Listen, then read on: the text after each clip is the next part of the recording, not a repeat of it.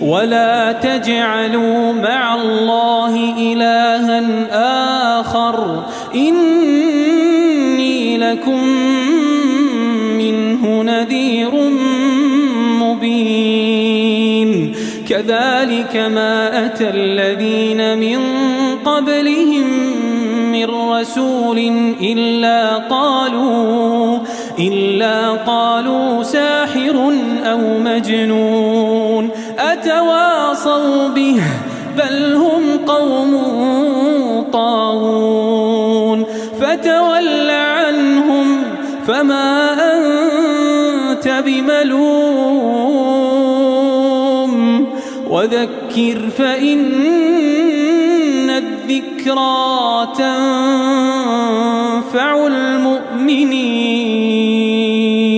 المؤمنين إن الدين عند الله الإسلام وما اختلف الذين أوتوا الكتاب إلا من بعد ما جاءهم العلم بغيا بينهم ومن يكفر بآيات الله فإن الله سريع الحساب. أعوذ بالله من الشيطان الرجيم. بسم الله الرحمن الرحيم.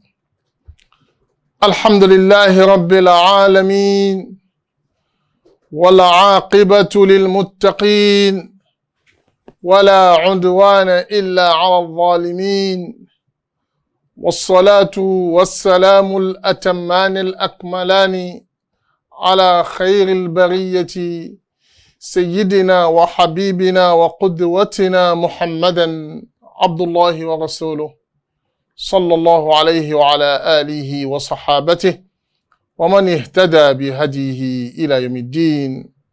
أما بعد.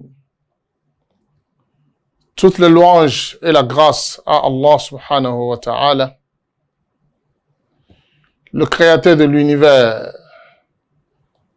le miséricordieux, le tout miséricordieux, le très miséricordieux. Que la paix, le salut et la bénédiction d'Allah soient sur le sceau de tous les prophètes, le prophète Muhammad sallallahu alayhi wa sallam, sur sa famille, sur ses compagnons et sur tous ceux qui suivent et suivront ses enseignements et sa voie jusqu'au jour du jugement dernier. Chers téléspectateurs de la Sunna TV, nous vous adressons la salutation de l'islam, la salutation du paradis, la salutation universelle où Allah dit, qui est Assalamu alaikum wa rahmatullahi wa barakatuh. Tahiyyatuhum fiha salam wa akhiru da'wahum anil hamdulillahi rabbil alamin. Que la paix et la bénédiction d'Allah soient sur vous et qu'Allah vous accompagne partout où vous êtes et qu'Allah exauce nos invocations, qui nous pardonne tous nos péchés, qui nous compte parmi ceux qui vont entendre la parole d'Allah et qui vont les mettre en pratique immédiatement qu'ils entendent, puisque Allah subhanahu wa ta'ala nous a invités à cela. Alladhina yastami'una al-qawla fayattabi'una ahsana. Les meilleurs croyants sont ceux-là qui écoutent la meilleure parole, qui est la parole d'Allah, et qu'ils se donnent à une application correcte de cette parole qu'Allah accepte de nous tous. Chers téléspectateurs, notre entretien aujourd'hui sera autour d'un thème très important dans notre société, très important dans notre vie, un thème qui nous met directement entre la foi et la mécréance. Une toute petite erreur par rapport à cela, on pourrait se retrouver de l'autre côté de la foi. Il s'agit de la consultation. Nous voulons apprendre aujourd'hui la prière de consultation. nous allons consulter qui? C'est toujours le point important d'abord. La consultation, il y en a beaucoup dans la vie. Aujourd'hui, lorsqu'on a une difficulté ou bien on est en difficulté, on a un souci quelconque.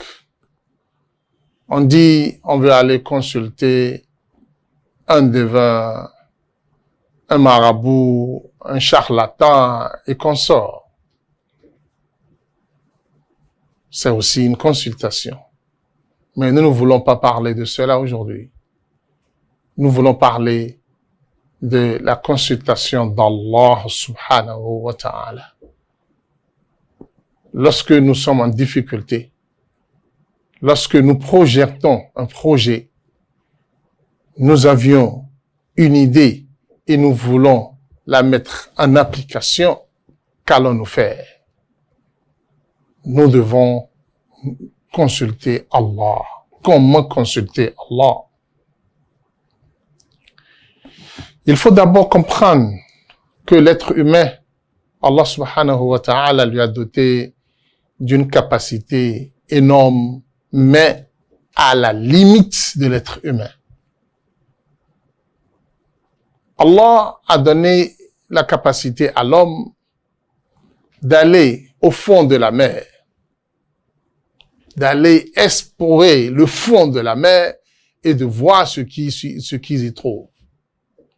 L'homme est allé à une certaine limite dans l'espace où il a pu atteindre certaines limites qu'Allah subhanahu wa ta'ala a voulu qu'il atteigne. Et l'homme a essayé de rapprocher un bout du monde à l'autre bout où on peut s'échanger sans aucune difficulté. Mais l'homme est resté et restera impuissant par rapport à demain. Qu'est-ce qu'il va se passer dans sa vie demain, proche, le demain qui est proche là? L'homme n'a aucune capacité de pouvoir explorer cela. Il va juste penser. Il va juste émettre des idées. Est-ce que cela correspond à ce qui va se passer demain? Il ne peut pas le savoir. Quelle que soit son intelligence, quelle que soit sa capacité de réfléchir, quelle que soit la puissance qu'il se dit qu'il en a, il ne peut rien connaître de ce qui va se passer demain. Seul Allah subhanahu wa ta'ala détient la connaissance et le savoir par rapport à ce qui va se passer, va se produire dès demain dans la vie de l'être humain. Puisque Allah nous a dit dans le Coran, وَمَا تَدْرِي نَفْسٌ إِنَّ اللَّهَ إِنَّهُ عِلْمُ السَّاعَةِ وَيُنَزِّلُ الْغَيْثَ وَيَعْلَمُ مَا فِي الْأَرْحَامِ وَمَا تَدْرِي نَفْسٌ مَاذَا تَكْسِبُ غَدًا وَمَا تَدْرِي نَفْسٌ بِأَيِّ أَرْضٍ تَمُوتُ. Il y a des choses qui sont réservées spécifiquement pour Allah subhanahu wa ta'ala. Donc personne ne pourrait avoir la capacité de les connaître. Parmi les 5 choses citées dans ce verset, la connaissance de ce que l'homme pourrait gagner demain. Le montant, la quantité, la manière, comment est-ce que cela va se produire? L'homme n'a aucune connaissance par rapport à cela. Et Allah subhanahu wa ta'ala nous dit dans le Coran, وَعَسَىٰ أَن تَكْرَهُوا شَيْئًا وَهُوَ خَيْرٌ لَكُمْ وعسى أن تحبوا شيئا وهو شر لكم والله يعلم وأنتم لا تعلمون.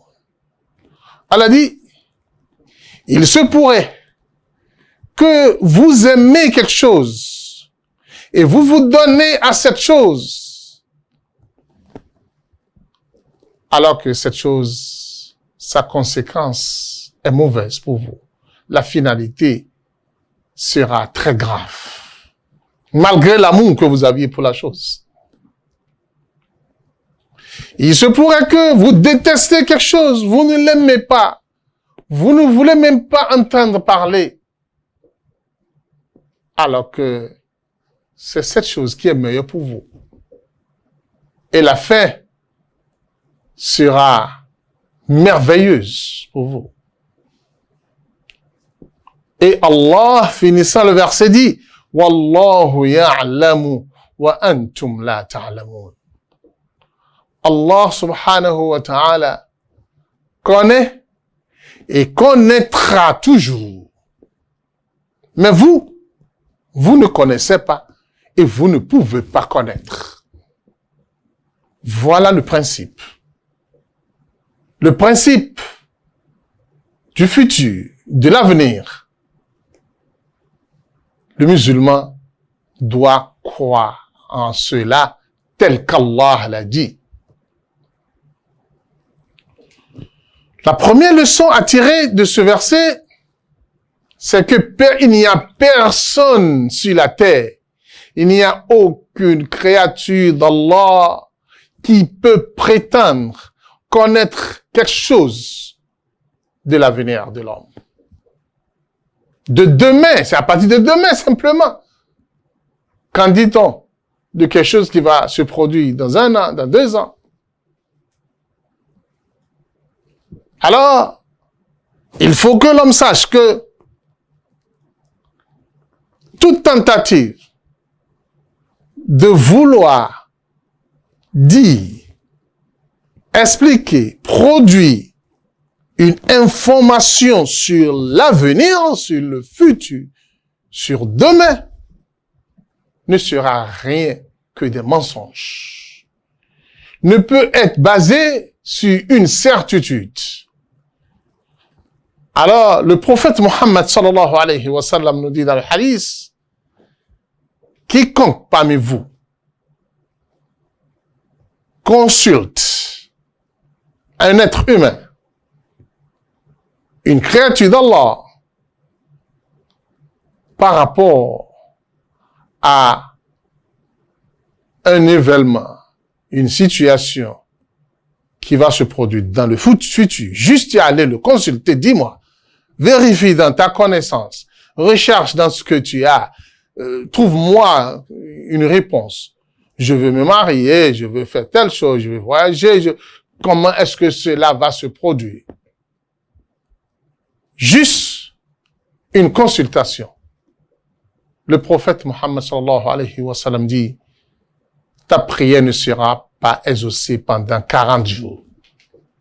Tu es allé chez un charlatan, tu es allé chez un devin, tu es allé chez un bokono, et je sais quoi le dire. Qui? Même un grand alpha qui a pris le Coran en main, qui tourne le Coran, qui fait tout ce qu'il peut faire devant toi comme grimace, rien que des grimaces. Wallah, il ne peut rien produire comme vérité. Même s'il se fait soutenir par un shaitan, le chef de tous les shaitans, même, il ne pourra t'apporter aucune vérité. Si, par hasard, il te dit quelque chose et cela tombe comme étant une réalité, c'est juste un jeu de hasard. Et c'est encore une autre lourde épreuve pour toi dans ta foi et dans ta croyance. Le prophète Mohammed sallallahu alayhi wa sallam dit, si tu crois à la parole de cette personne, la personne que tu as consultée, si tu crois à ce qui te produira comme parole, comme information, si tu le crois, et tu agis en conséquence, tu n'es plus croyant. Le prophète dit, faqad kafara bima unzila ala Muhammad. Tu as déjà nié le Coran. Tu as déjà rejeté le Coran. Puisque le Coran dit seul Allah le connaît. Et toi maintenant tu crois en quelqu'un que lui aussi connaît. Et tu prends en compte ce qu'il t'a dit. Le prophète dit tu n'es plus croyant, tu ne crois plus au Coran. Alors, tu ne crois pas au Coran, tu ne crois pas au prophète Muhammad sallallahu alayhi wa sallam. Tu as traité Allah de menteur. Et où tu trouves maintenant ta foi? C'est pour cela, chers téléspectateurs, toutes les visites, les consultations que vous aviez déjà eu à faire auprès des marabouts, des charlatans et consorts, tout cela, vous êtes encore vivant. Vous aviez la possibilité de vous repentir. Allah accepte la repentance. C'est-à-dire, prenez ferme décision de ne plus faire ça. Annoncez votre engagement de ne plus y aller. Regrettez ce que vous aviez déjà fait par le passé et ce qui est actuellement dans vos mains. Jetez ça, éloignez ça de vous. Là, vous êtes libérés. Vous êtes pardonnés. Allah pardonne tout. Ne pleurez pas pour cela.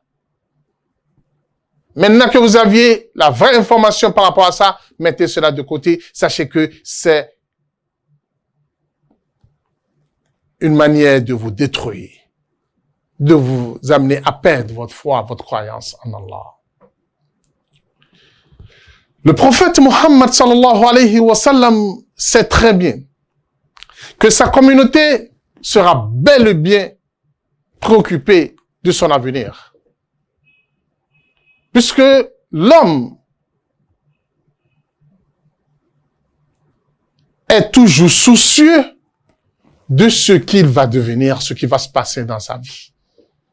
C'est pour cela que le prophète Muhammad sallallahu alayhi wa sallam nous a laissé une prière importante qu'on appelle en islam Dua ul-Istikhara, la prière de consultation. Puisque, que l'homme le veut ou pas, tant qu'il est vivant, il fera face à des situations préoccupantes dans sa vie par rapport à son avenir. L'homme va entreprendre des affaires, des activités dont il ne connaît pas l'aboutissement. Et il va se demander, ce que je fais là, est-ce que ça va aboutir? Je suis en train de perdre beaucoup d'énergie, beaucoup de moyens là-dessus. Est-ce que je vais gagner dans cette affaire? Est-ce que je vais gagner parce qu'il ne connaît pas l'avenir, il ne connaît pas l'aboutissement de cette affaire? Ça peut être une bonne chose. Ça pourrait aussi être une mauvaise chose. Et l'homme, face à cela, va se retrouver dans l'embarras. Est-ce qu'il va continuer ou bien il va retourner? Les jeunes veulent se marier. Ils choisissent une fille. Est-ce que c'est elle qui sera mon épouse? Il se retire. Il avance encore un autre pas. Il laisse celle-ci. Il prend une autre, il ne sait pas qu'est-ce qu'il va faire. Le commerçant, il veut se lancer dans une nouvelle affaire. Plein d'inquiétudes. Il ne sait quoi faire, quoi choisir. Celui-ci lui dit c'est bon, l'autre lui dit attention, il y a un danger. Il ne sait pas comment serait la finalité. Quelle décision prendre par rapport à cela? L'homme, tout le temps, vit dans cette situation. Certains parmi nous se donnent à la peur. Et il est tout le temps soucieux. Il ne sait pas comment faire. Écoutez, chers téléspectateurs, le prophète Mohammed, sallallahu alayhi wa sallam, nous a donné la meilleure réponse à cela. Raison pour laquelle le prophète Mohammed sallallahu alayhi wa sallam, comme Jabir, l'un des compagnons du prophète, nous dit dans le hadith rapporté par Bukhari, rapporté par Muslim, dans tous les livres de hadith, nous avions ce hadith. Jabir nous dit, avant de nous enseigner cette prière, Jabir nous apporte quelques informations très importantes. Jabir nous dit, كان رسول الله صلى الله عليه وسلم يعلمنا الاستخارة كالسورة من القرآن الكريم وفي رواية كما يعلمنا السورة من القرآن الكريم. Jabir nous dit, le prophète Mohammed sallallahu alayhi wa sallam nous enseigne l'invocation de consultation comme il nous enseigne les sourates du Coran. Nous avions beaucoup de compréhension, beaucoup de leçons à en tirer. C'est-à-dire, la prière de consultation a une importance qui égale l'importance du Coran, selon Jabir, selon le prophète Mohammed sallallahu alayhi wa sallam. Et comme le prophète sallallahu alayhi wa sallam, quand tu viens, il t'enseigne des versets, des sourates du Coran, c'est exactement, il nous enseigne aussi la prière de consultation, d'un côté, vu son importance. De l'autre côté, le prophète Mohammed sallallahu alayhi wa sallam nous enseigne la prière de consultation identiquement telle qu'il nous a enseigné. Il veut que nous les mémorisons, nous les connaissons et nous utilisons cette invocation sans rien diminuer ni rien ajouter, tel que le prophète Mohammed sallallahu alayhi wa sallam nous l'a enseigné, comme nous le faisons pour le Coran.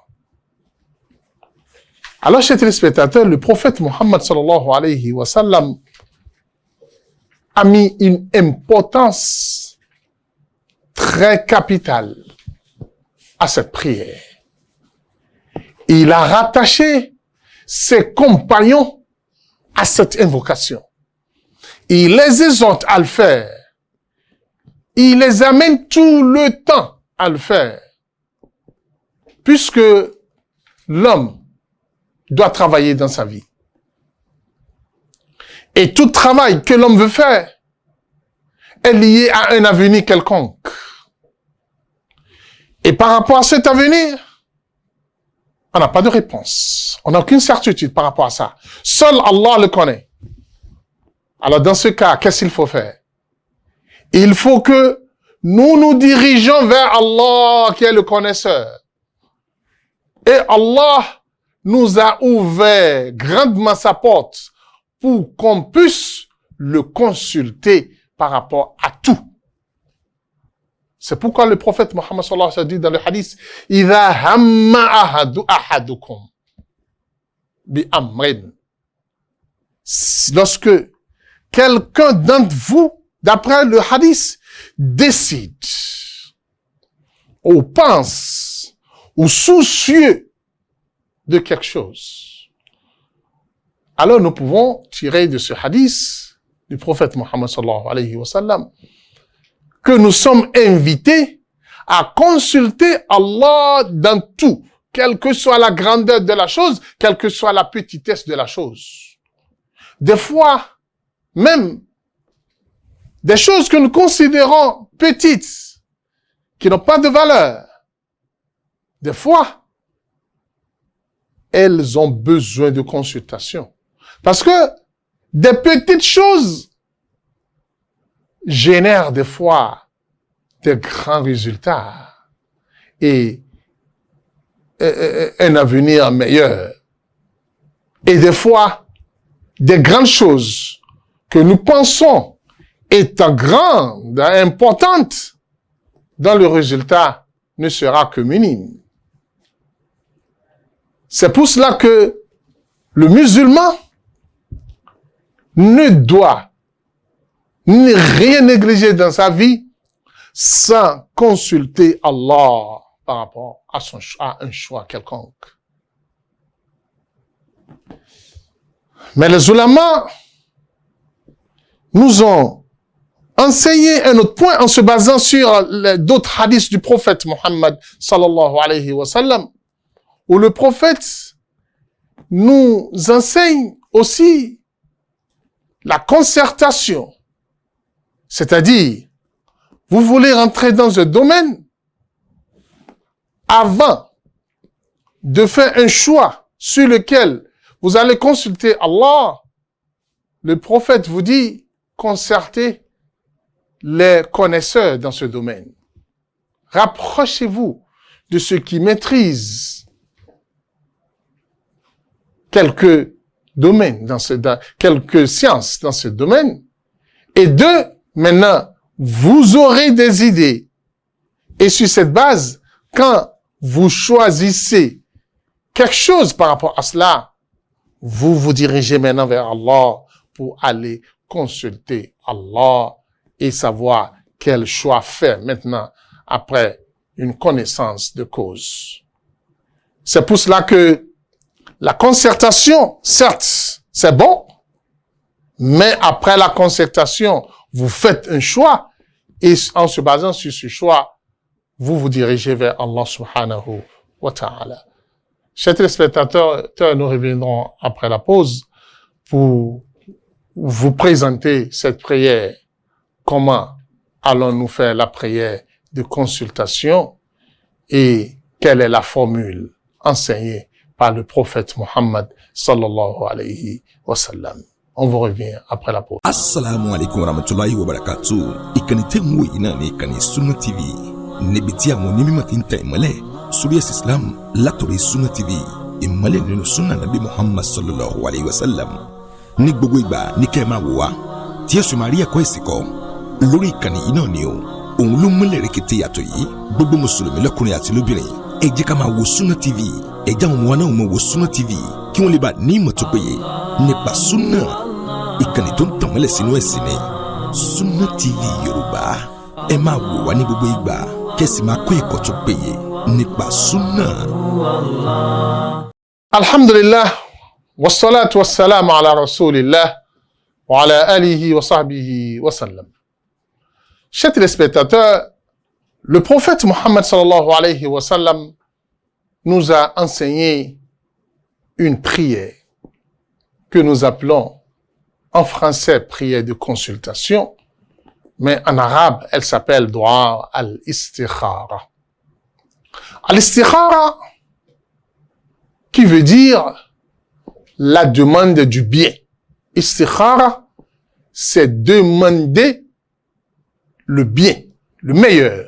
C'est ce que ça veut dire en arabe. Ce n'est pas le sens que consultation nous donne en français. En arabe, c'est-à-dire comment chercher à connaître le meilleur. Bien que la consultation aussi a pour objectif de savoir la meilleure chose à choisir. Alors, déjà, nous avions un sens de faiblesse qui se ressent par là. Lorsque nous constatons que nous sommes incapables, nous n'avions pas la capacité de faire un choix. Alors nous présentons devant Allah notre incapacité, notre faiblesse. Déjà, c'est un signe de la foi. C'est déjà un signe de reconnaissance envers Allah subhanahu wa ta'ala. Maintenant, nous nous dirigeons vers qui? Vers le Créateur suprême qui a la maîtrise de tout. Nous voulons savoir de lui quel est le bon choix à faire. Rappelez-vous bien, le prophète Mohammed sallallahu alayhi wa sallam nous disait dans un hadith, l'incapable, le vrai incapable dans la vie, c'est celui qui est incapable de faire la prière. Considérez là cela comme l'impuissant. Il est fini. Celui qui n'a pas la capacité de prier, d'invoquer Allah. Si tu as un souci et tu as la capacité de prier, tu as déjà la solution. Omar ibn Khattab radiyallahu ta'ala anhu nous dit dans le hadith, dans son hadith, dans l'un de ses propos, je n'ai jamais peur d'être exaucé par Allah. Toute ma peur se trouve autour de l'invocation. Pourrais-je avoir la possibilité de faire l'invocation? Si j'arrive à faire l'invocation, je suis sûr et certain que c'est déjà exaucé. C'est cette certitude que les compagnons du prophète avaient, et c'est cela qui les a permis d'évoluer et de gagner beaucoup d'Allah. Nous, aujourd'hui, nous perdons beaucoup parce que même en faisant l'invocation, on doute de nous-mêmes. On doute d'Allah et on perd tout. Parce que le doute ne marche pas avec Allah. Seule la foi, la certitude qui est le nœud de tout dans la foi et dans les invocations. Par rapport à la prière d'invocation, comme nous le disons, le prophète Mohammed sallallahu alayhi wa sallam a enseigné ses compagnons cette invocation que vous lisez bien derrière moi. C'est ça qui a été créé derrière là. Le prophète nous dit, lorsque quelqu'un d'entre vous a décidé de vouloir entreprendre un travail ou bien une affaire, il veut prendre une décision quelconque, le prophète dit, avant qu'il ne se lance dans cela,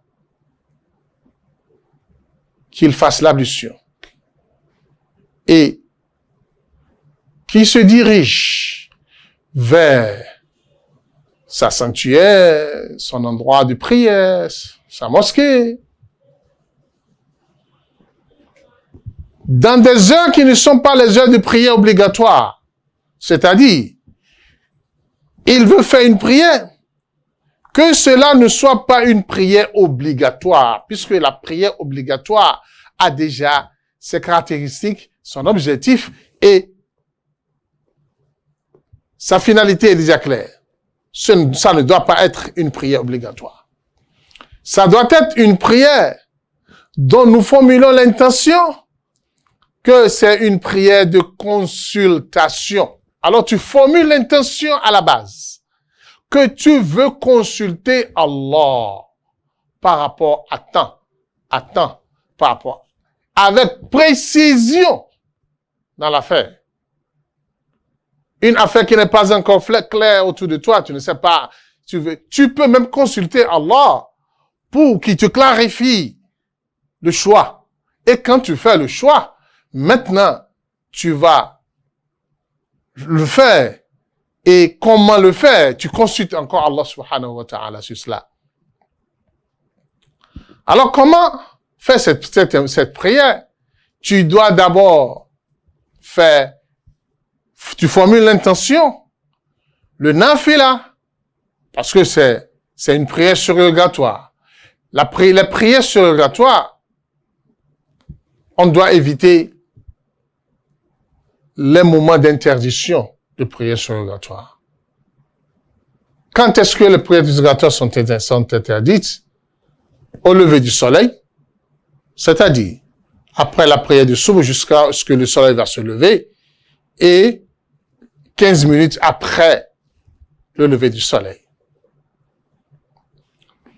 avant 15 minutes, avant cette période, on n'a pas le droit de faire le nafila, une prière surrogatoire. Après, maintenant, vous êtes libre de faire la prière de consultation. Au moment où le soleil sera au zénith, à midi pile, ou bien des fois, moins, ou bien, en tout cas, vous constatez que lorsque le soleil sera au zénith, il ne vous est pas permis de faire une prière surrogatoire. À l'heure où le soleil se couche, jusqu'à ce qu'il se couche définitivement, il ne vous est pas permis de faire une prière surrogatoire. En dehors de ce temps, vous êtes invité à faire la prière de consultation. Et il est bien sûr préféré, chers téléspectateurs, de choisir les moments où les invocations sont exaucées. Je veux dire, le dernier tiers de la nuit, ou bien pendant la nuit, si vous ne pouvez pas vous lever dans le dernier tiers, mais souvent le dernier tiers est meilleur. Entre le azan et le iqama, le musulman doit aller tôt à la mosquée et assister au moment où on fait l'appel à la prière. Entre l'appel, la prière et le iqama, c'est un moment précieux pour invoquer Allah et les invocations sont exaucées. Vous voyez, en ce temps, vous pouvez le faire. Alors, et aussi, rappelez-vous bien, le vendredi,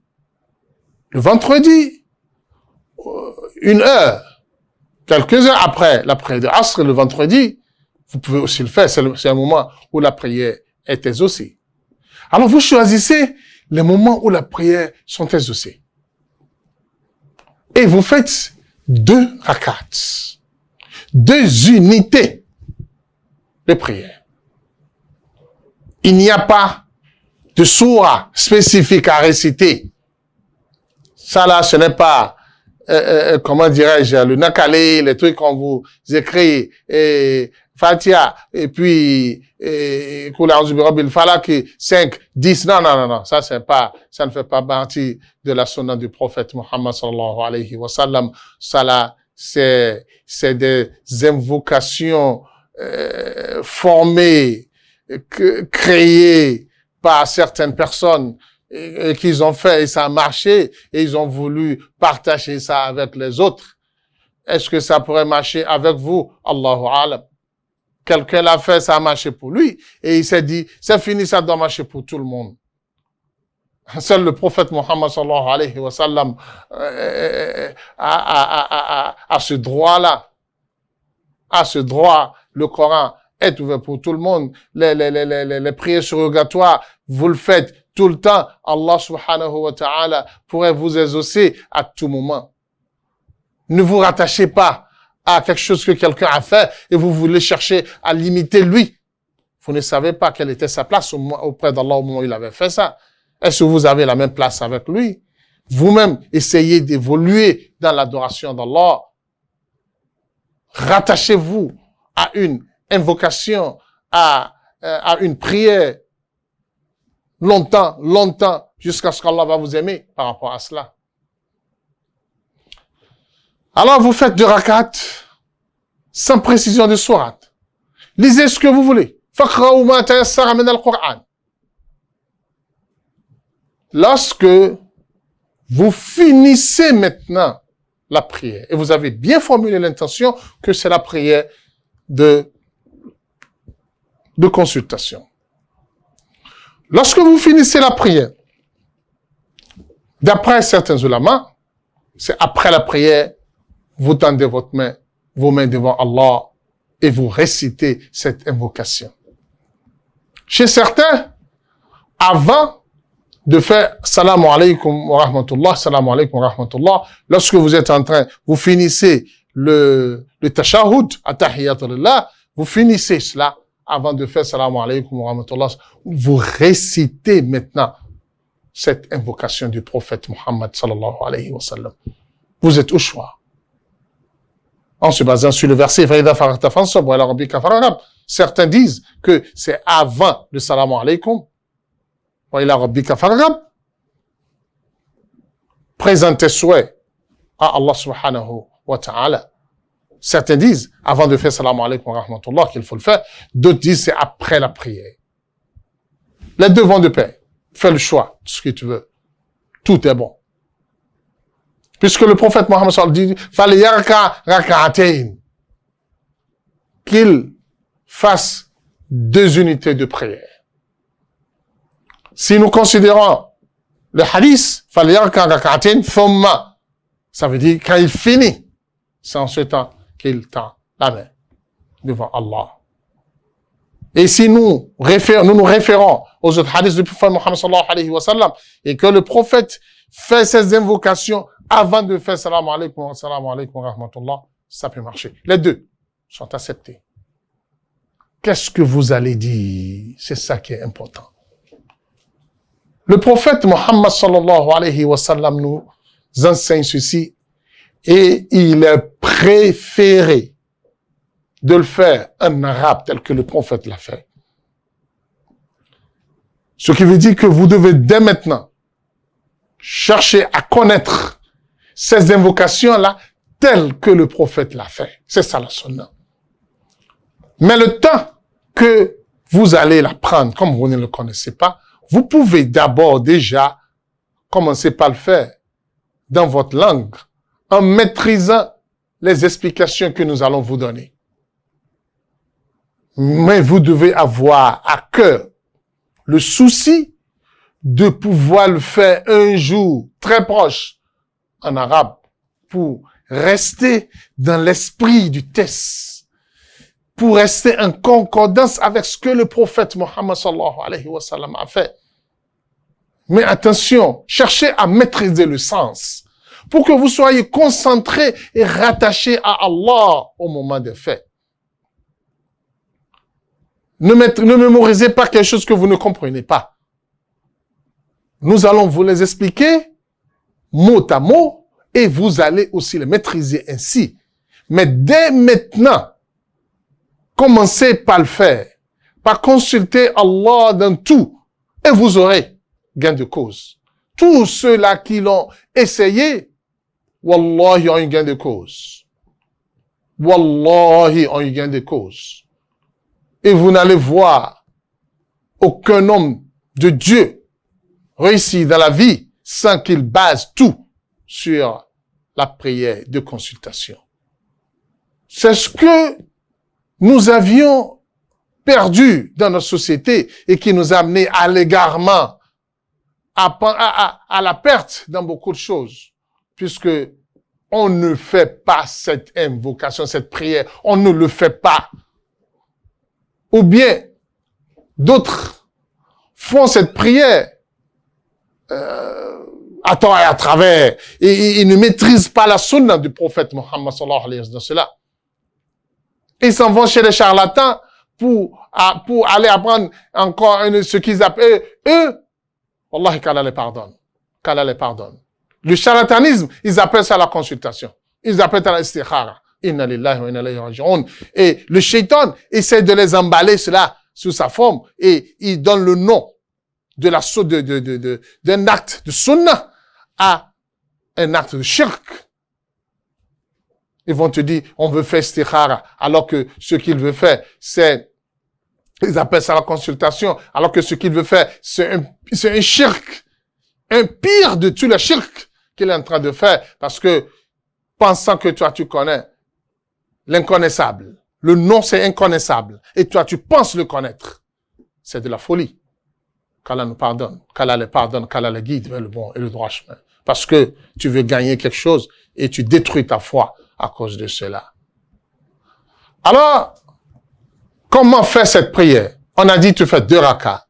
À la fin, tu tends ta main devant Allah. Tu dis, Allahumma, ô Seigneur, Allah, inni astakhiruka bi'ilmik. Je te demande le bon choix. Astakhiruka. Je te demande le bon choix pas ton savoir, ta connaissance. Puisque c'est toi seul qui connais l'avenir. Et c'est toi seul qui connais ce qui est bon dans ce que je veux faire. Alors je te demande le bon choix. وَأَسْتَقْدِرُكَ بِقُدْرَتِكَ أَسْتَقْدِرُكَ بِقُدْرَتِكَ. Je te demande, pas ta capacité, pas ta force. J'implore ta force dans ce que je veux faire. Par rapport à ta force, en basant sur ta force, j'implore cette force-là. Puisque moi, je suis incapable. Et c'est toi qui es capable. C'est toi qui as la puissance, qui as la force. وَأَسْأَلُكَ مِنْ فَضْلِكَ الْعَظِيمِ. Et je demande de ta grâce immense. De ta grâce immense. فَإِنَّكَ تَقْدِرُ وَلَا أَقْدِرُ. Tu es le capable. Et tu es capable. Et moi, je suis incapable. Je ne peux rien. وَتَعْلَمْ وَلَا أَعْلَمْ. Tu connais bien. Et moi, je ne connais rien. Tu vois? وَأَنْتَ عَلَّامُ الْغُيُوبِ. Et c'est toi le meilleur connaisseur. Le meilleur connaisseur de l'inconnaissable, de l'invisible. Chers téléspectateurs, tu vois, toutes ces expressions, c'est pour glorifier Allah, éloger Allah, ramener tout à Allah. La science, la capacité, le savoir, tout, tu présentes ton incapacité devant Allah. Tu te soumets définitivement à Allah. D'abord, ça c'est le premier point. C'est pour cela que nous disons que tu dois connaître le sens des mots en arabe et ne pas se mettre à réciter comme un perroquet et tu ne connais rien de ce que tu dis. Non, ça c'est pas notre religion. Tu mémorises une invocation qu'on te donne et tu ne connais pas le sens et tu es là à le répéter millions de fois. Wallahi, ça ne te donnera rien. Parce que notre religion, c'est pas une religion de perroquet où il faut répéter, non. Ce que tu dis de ta bouche là, ton cerveau doit le connaître et ton cœur doit être rattaché à ce que tu prononces. Et ça doit être manifesté dans ton mouvement. Et c'est ça qui t'amène à une concentration absolue lors de l'invocation et de la prière. Si tu atteins une concentration absolue au moment d'une invocation, wallahi, cette invocation est déjà exaucée. C'est ce que nous perdons. Le moment tant attendu, l'instant de bonheur, l'heure de l'invocation, c'est le moment où ton cœur, ta bouche, ton esprit, tous réunis, concentrés à l'invocation. Tout ce que tu dis en cet instant-là est exaucé par Allah subhanahu wa ta'ala. Alors c'est pour cela que tu dois connaître bien le sens de ce que tu dis. Lorsque tu arrives et tu dis, c'est toi qui connais, moi je ne connais pas, et c'est toi le meilleur connaisseur de l'inconnaissable, maintenant tu dis, Allahumma, ô Seigneur, in kunta ta'lam, si tu sais très bien, si tu sais bien, anna hadha al-amr, que cette affaire que je vais entreprendre, et tu cites l'affaire, le prophète te demande de la citer clairement. Tu cites l'affaire. Bien. Tu dis, oh Seigneur, si tu connais, si tu sais bien que cette affaire est bon et meilleur pour moi dans ma religion, dans ma vie,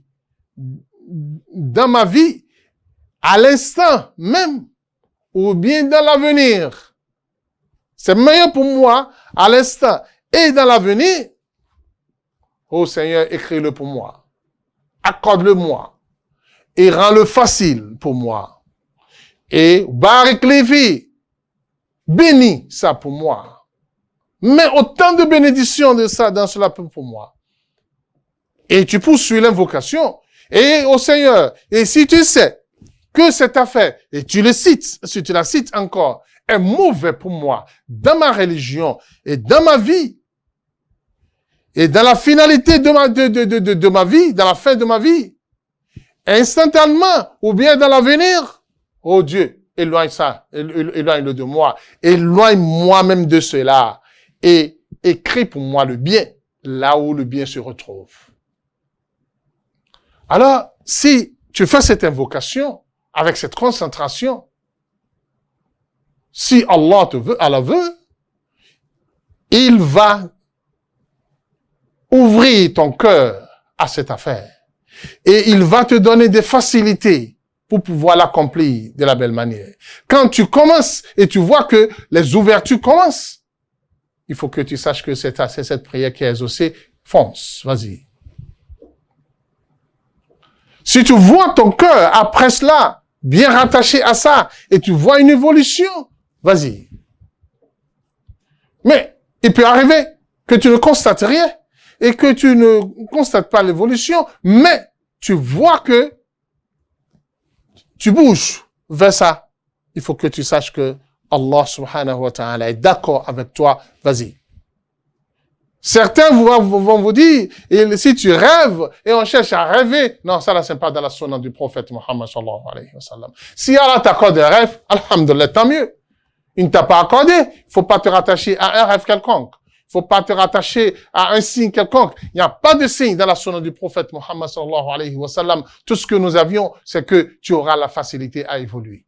C'est une fille, une épouse que tu cherches, lorsque tu concertes sa famille, il commence par refuser, il faut que tu saches que Allah ne te veut pas. Pour cela, retourne immédiatement et, puisque tu as déjà dit, oh Dieu, éloigne-moi de cela, éloigne ça de moi. Ça, tu l'as déjà dit. Si Allah t'éloigne de ça, il faut plus chercher à foncer obligatoirement, parce que Allah ne veut pas pour toi. Alors, chers téléspectateurs, si tu as fait cette prière de consultation et tu évolues dans la chose, wallahi, tu verras la facilité et la finalité sera bonne. Tu peux faire l'invocation une fois et tu n'as pas encore eu le résultat, tu peux le refaire. Tu peux la répéter. Tu peux le faire beaucoup de fois. Ce n'est pas interdit. Tant que tu n'as pas encore eu gain de cause, tu le fais. Surtout quand ce n'est pas quelque chose d'urgent et c'est quelque chose que tu aimerais faire dans un avenir. Et c'est toujours bon de toujours penser à le faire dans l'avenir et très tôt, tu commences par consulter Allah subhanahu wa ta'ala. C'est pour cela, beaucoup de musulmans aujourd'hui, lorsqu'ils font face à une situation, ils consultent les charlatans, les devins, qui ne connaissent rien de ton avenir. Lui-même ne connaît pas son avenir. Lui-même ne connaît pas ce qui sont devenus. Et toi, lui-même, il est en difficulté et toi, tu en vas exposer tes problèmes devant lui. Chers téléspectateurs, il est temps que nous revenons à nous-mêmes. Comment pourrais-je aller m'exposer devant quelqu'un, exposer mes secrets, ma vie, qui devrait être entre mon Seigneur et moi? Je l'expose à quelqu'un qui n'est rien dans ma vie, qui ne peut rien pour moi. Je vais lui expliquer tout de ma vie. Mon frère. Et la finalité, il arrive des fois, s'il y a une discorde, ce dernier va commencer par se moquer de vous, ou bien il ira informer ses amis lorsque vous allez passer, on va dire, regardez-les, ils ont de l'argent, ils sont riches, mais c'est comme ça, ils font, c'est comme ça. Et malgré ça, ils ne peuvent rien pour vous. Ils n'ont rien apporté pour vous. Et ce sont eux qui vous ont détruit. Aujourd'hui, beaucoup ont perdu les affaires, ils ont tout perdu. Pourquoi? À cause de ceux-là. Il est temps que nous revenons à nous-mêmes et savoir que seul Allah nous devons consulter. La prière de consultation est là. Et c'est la meilleure solution pour nous. Notre religion est la meilleure religion. C'est la religion d'avenir.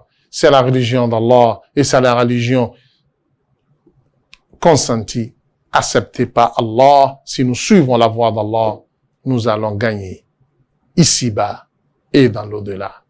Qu'Allah subhanahu wa ta'ala exauce de nous tous, qui nous guide vers le bon et le droit chemin, qui nous facilite l'application de sa parole et celle du prophète Muhammad sallallahu alayhi wa sallam. Subhanak Allahumma bihamdik, nashhadu la ilaha illa anta, nastaghfiruka wa natubu ilayk. Allahu akbar, Allahu akbar, Allahu akbar. La ilaha illa Allah. Allahu akbar, Allahu akbar. Walillahil hamd. Allahu akbar, Allahu akbar, Allahu akbar. La ilaha illa Allah. Allahu akbar, Allahu akbar. Walillahil hamd.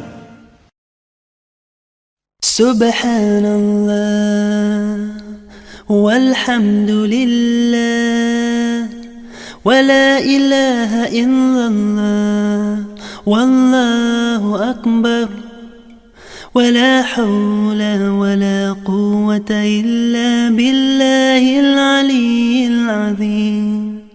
Subhanallah walhamdulillah ولا إله إلا الله والله أكبر ولا حول ولا قوة إلا بالله العلي